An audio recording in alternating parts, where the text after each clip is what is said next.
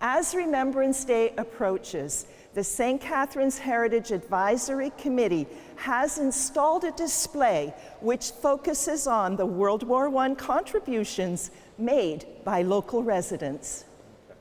We've got a number of original artifacts that have come from private collections. Many of them have never been displayed before. We also have a few reproduction items, but most of them are unique, one-of-a-kind pieces. So do you put the word out there to the community requesting these kind of items? We did. So that's how we got some of the artifacts, and like I say, some of them are from, and a few of them are from my collection as well. So.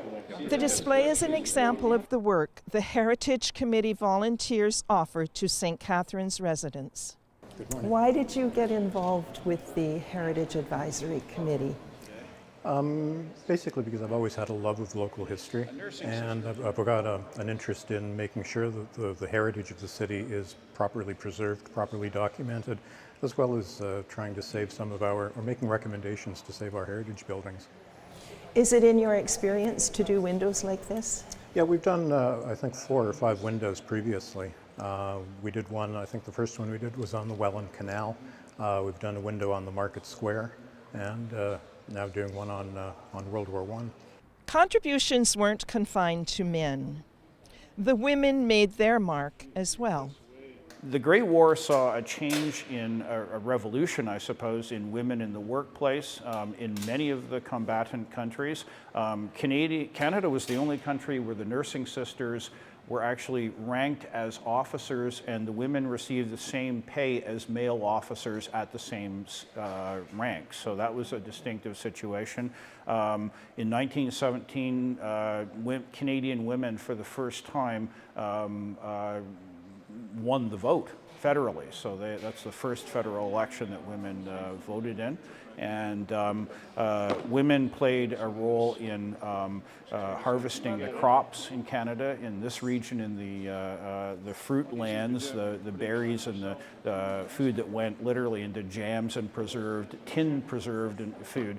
All that stuff was going overseas right into the trenches. Women worked in aircraft factories. We tend to think of Rosie the Riveter in World War II, but her mother did the same thing in the First World War. The display is interactive. A book has been set aside for visitors to record World War I family stories that have been passed on. Why should we remember? I think it's always important to remember the history of this country. We tend to be swamped by the history of other countries that are larger and closer to us. And I think it's important that we sometimes can either learn from the tragedies of the past, and certainly the Great War is very much a tragic account, but also take some pride in what people went through and what they achieved. If you're at the Central Library during the month of November, take the time to look at the display and reflect on the contributions made on our behalf. In St. Catharines, for The Source, I'm Brenda Schultz.